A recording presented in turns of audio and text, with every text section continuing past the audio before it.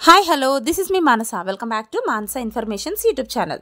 డొక్కా సీతమ్మ గారు ఎవరు, ఆవిడ గురించి ఎందుకు తెలుసుకోవాలి, డొక్కా సీతమ్మ గారు చేసిన పని ఏంటి అనేది తెలుపబడిందే ఈ వీడియో చివరి వరకు చూడండి. Please do share and subscribe my YouTube channel. Godavari అన్నపూర్ణగా పిలువబడే డొక్కా సీతమ్మ గారు సాక్షాత్ అన్నపూర్ణాదేవి అంశ.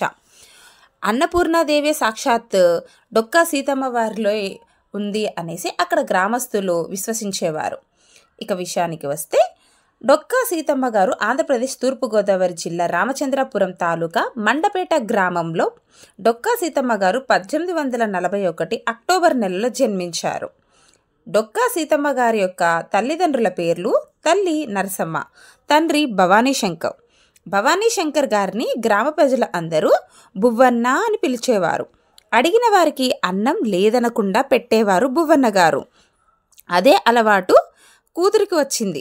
బువ్వన్న అనే పేరు బువ్వ ఎక్కువ పెట్టేవారు కాబట్టి బువ్వన్న అని పిలిచేవారు. గోదావరి చుట్టుపక్కల ఉండే ప్రజలందరూ బువ్వన్న గారికి చాలా కృతజ్ఞతతో ఉండేవారు. వారి కుటుంబం పట్ల ఎంతో ఆప్యాయంగా ఉండేవారు. అలా వారికి వచ్చిన మంచి సంబంధమే జోగన్న. గోదావరి లంకల గన్నవరం అనే గ్రామంలో డొక్కా సీతమ్మ తన 8వ ఏట డొక్కా జోగన్న పంతులు గారిచే వివాహం జరిగింది.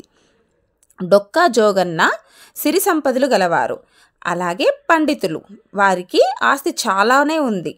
ఇంకే ఉద్దేశంతో వెనగడుగు వేయకుండా పెళ్లి చేసేశారు బువ్వన్న గారు.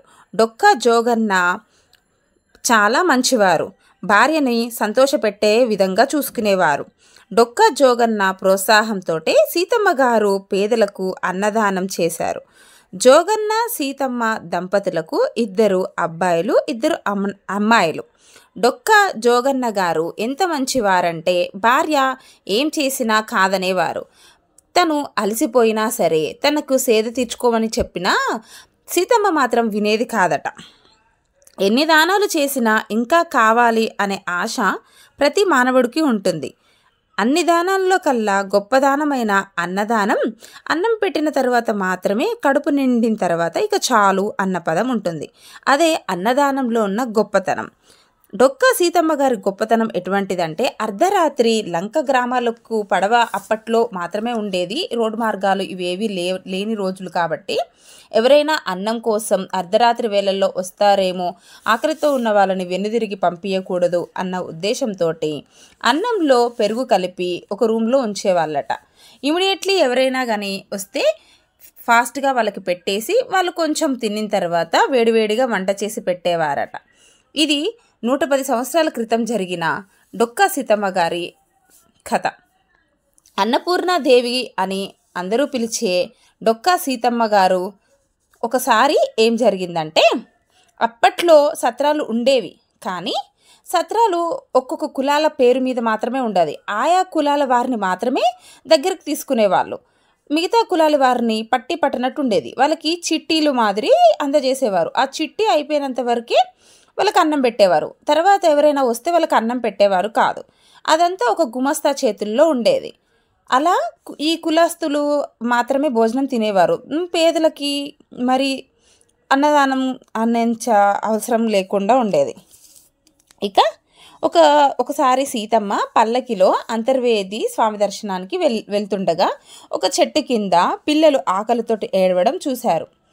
పిల్లల యొక్క తల్లిదండ్రులు, ఏడవకండి, కాసేపట్లో మనము లంకల గన్నవరం వస్తుంది, అక్కడ సీతమ్మ గారు భోజనం పెడతారు అని చెప్తుంది. ఇదంతా విన్న సీతమ్మ వెంటనే పల్లకి నుంచి దిగి మన ఇంటికి వెళ్దామని చెప్తుంది పని వాళ్ళతోటి. అక్కడికి వెళ్ళి వారికి తృప్తిగా సీతమ్మ వంట చేసి మరీ పెట్టేవారనమాట. ఇలా ఎప్పుడూ ఎక్కడికి బయటకి వెళ్ళలేదు సీతమ్మ తల్లి. పిల్లల్లోనే పరమేశ్వరిని చూసుకున్నాయి అనుకొని సీతమ్మ వెనుదిరిగారనమాట. అలా వీరి కీర్తి దేశాలు వ్యాప్తి చెందింది. అట్లా బ్రిటిష్ చక్రవర్తి వరకు వెళ్ళింది. చక్రవర్తి తన పట్టాభిషేకానికి సీతమ్మ గారిని ఆహ్వానించారు. అప్పట్లో విశాఖ కలెక్టర్ వెళ్ళి సీతమ్మను ఆహ్వానిస్తే సీతమ్మ తల్లి నిరాకరించింది. డొక్కా సీతమ్మ గారి ఫోటో అయినా సరే తీసుకొని రమ్మని పంపించారు చక్రవర్తి. అప్పుడు ఒక ఫోటోగ్రాఫర్ని తీసుకొని కలెక్టర్ గారు డొక్కా సీతమ్మ గారిని ఫోటో తీశారు. ఫస్ట్ ఫోటోకి కూడా నిరాకరించారు. కానీ మా ఒక ఉద్యోగాలు పోతాయమ్మా, ఫోటో అయినా తీసుకోండి అని అంటే అప్పుడు ఫోటో తీసుకోవడానికి పర్మిషన్ ఇచ్చారు. ఫోటో ఫ్రేమ్ని కుర్చీలో కూర్చొని పెట్టి చక్రవర్తి తన పట్టాభిషేకాన్ని నిర్వర్తించాడు. అంతటి మహోన్నత వ్యక్తికి చేసిన సన్మానం అన్న ఒక విధంగానే చెప్పుకోవచ్చు. లండన్లో ఒకసారి లోక్సభ స్పీకర్ అయిన బాలయోగి గారు వెళ్ళినప్పుడు అక్కడ రాజ్ దర్బార్లో రాయల్ ఆఫ్ ప్యాలెస్లో లండన్లో సీతమ్మ గారి ఫోటో రాజ్ దర్బార్లో చూశారు. మన యొక్క డొక్కా సీతమ్మ గారి ఫోటో ఇక్కడ ఉండడము మనకెంతో గర్వం అని చెప్పేసి ఆ ఇయరే ఫోటోని జాన్ 1, 1903లో ఫోటో నిలువెత్తు ఫోటో అక్కడ చూశారు. లండన్ వెళ్ళి సీతమ్మ గారి అంత వ్యాప్తి చెందారు. కానీ మనం ఇక్కడ ఉంటూ సీతమ్మ గారికి ఏం పట్టించుకోవట్లేదని బాధపడి బాలయ్య గారు డొక్కా సీతమ్మ అక్విడేట్ని ప్రారంభించారు. దాని ప్రయోజనం ఏంటంటే 45,000 ఎకరాల పొలాలకు నీళ్లు అందించడం. లంకల గన్నవరంలో డొక్కా సీతమ్మ గారికి కాంస్య విగ్రహం కూడా చేయించారు.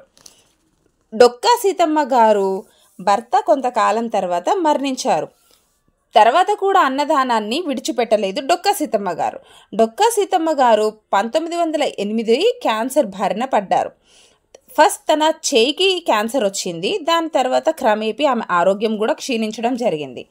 ఒకసారి పెద్ద కుమారుడు సుబ్బారాయుడిని పిలిచి అన్నదానం ఆపద్దు, నేను చనిపోయినా సరే అని డొక్కా సీతమ్మ గారు చెప్పడం జరిగింది. 1909లో ఏప్రిల్ 28న మరణించారు డొక్కా సీతమ్మ గారు. తర్వాత పెద్ద కుమారుడైన సుబ్బారాయుడు కూడా అన్నదానాన్ని కంటిన్యూ చేశాడు.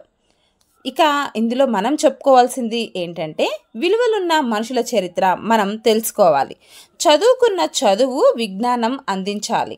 డొక్కా సీతమ్మ గారి లాంటి మహోన్నత వ్యక్తుల గురించి తప్పక తెలుసుకోండి.